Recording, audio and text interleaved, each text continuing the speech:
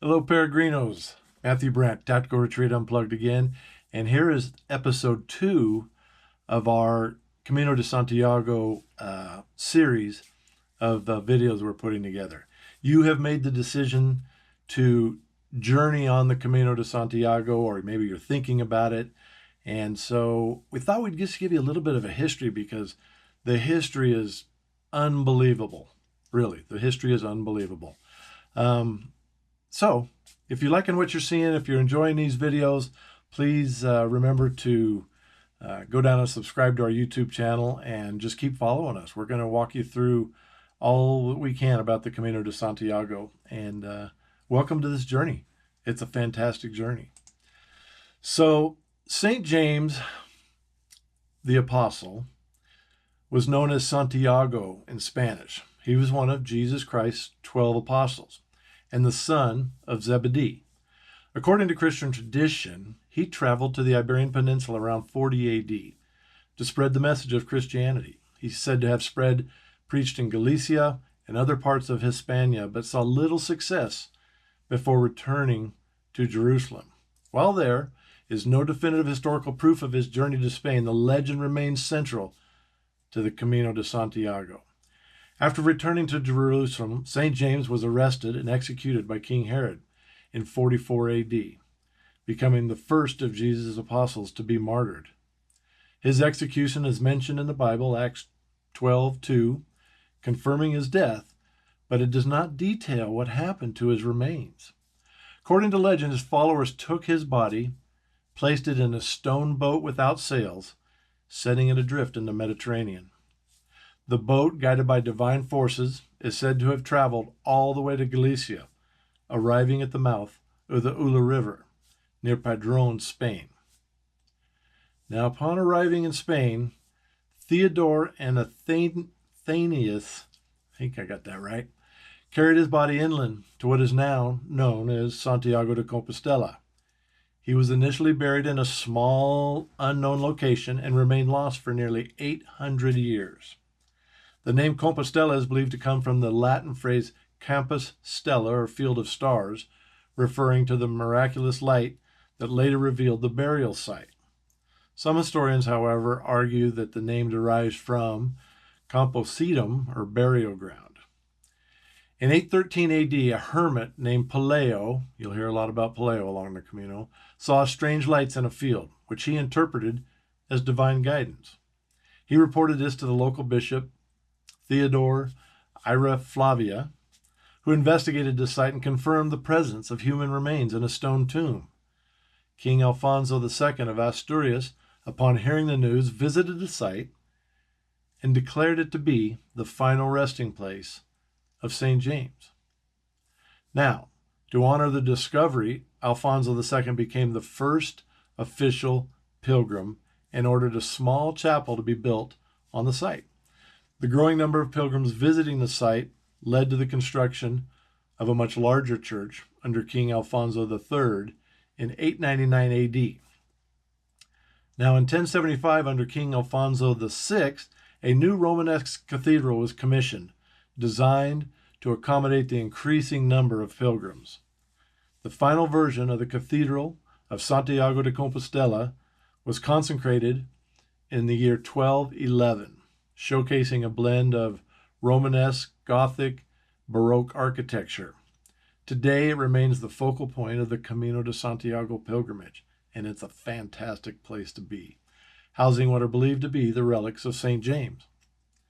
Now, by the 11th and 12th centuries, the Camino de Santiago had become one of the three most important Christian pilgrimages alongside Rome and Jerusalem. Pilgrims came from all over Europe, and various routes were developed, including the French Way, or the Camino Frances, the Portuguese Way, and the Northern Way. Religious orders, such as the Benedictines of Cluny, promoted the pilgrimage, establishing monasteries, hospitals, and resting points for travelers along this pilgrimage. The pilgrimage then became a journey where walking to Santiago and praying at the tomb could absolve sins and offer spiritual rewards. As the pilgrimage gained popularity, bandits and thieves became a real threat, leading rulers to improve roads, build bridges, and create a network of pilgrim hospices. Now, King Sancho III of Navarre and King Alfonso VI were instrumental in developing the infrastructure to make the journey safer for the pilgrims walking. Some of the most famous bridges along the route were built specifically to help pilgrims cross difficult terrain. Monasteries along the route provided shelter, food, and spiritual support, ensuring that the pilgrims could complete their journey. Now, the Knights Templar got involved. They're a medieval Christian military order, as you may have heard a little bit in history about them. They played a major role in protecting pilgrims along the Camino from the 12th to 14th century. They built fortresses, castles, and hospitals, and many of the bridges and roads they constructed still exist today and continue to guide modern pilgrims. It's so fantastic when you get to walk on those.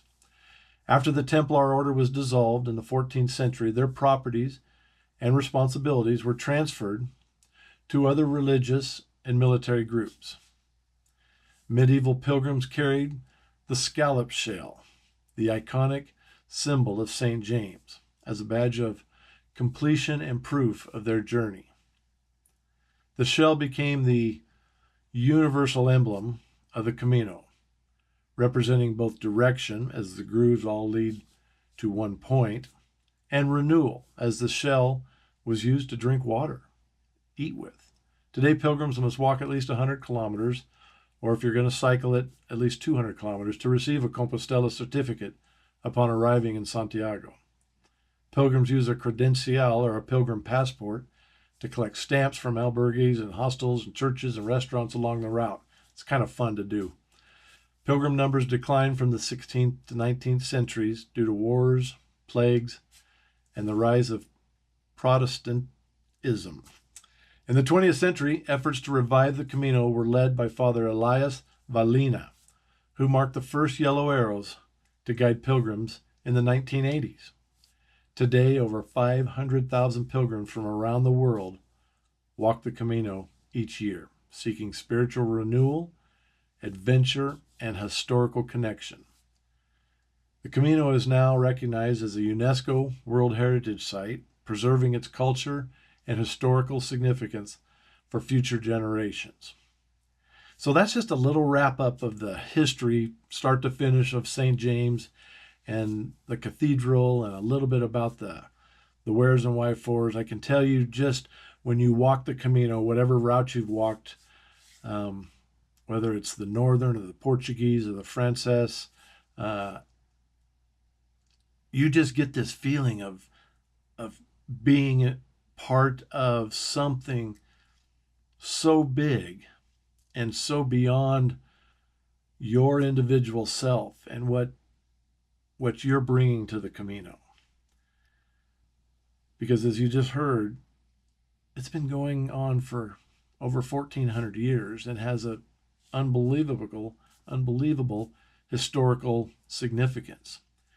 Now, whether you're walking it for religious beliefs or spiritual beliefs, if you're out just for an adventure, or if you're out just as a hiking, athletic, get in shape, whatever it is that draws you to the Camino, you will be a different person when you're done, because you will have walked those bridges and those roads, and you can tell the extremely old and historical roads and bridges, when you cross them, they're just, they're indescribable. But you'll know when you cross them. You'll know when you walk on them that it's not just a dirt road or a cow trail or a game trail through the woods. So with that, it changes you. It really changes you. You have 7 to 10 hours, however many hours a day you want to walk, however many miles you can walk each day. You have that opportunity with yourself to just contemplate and think through your life.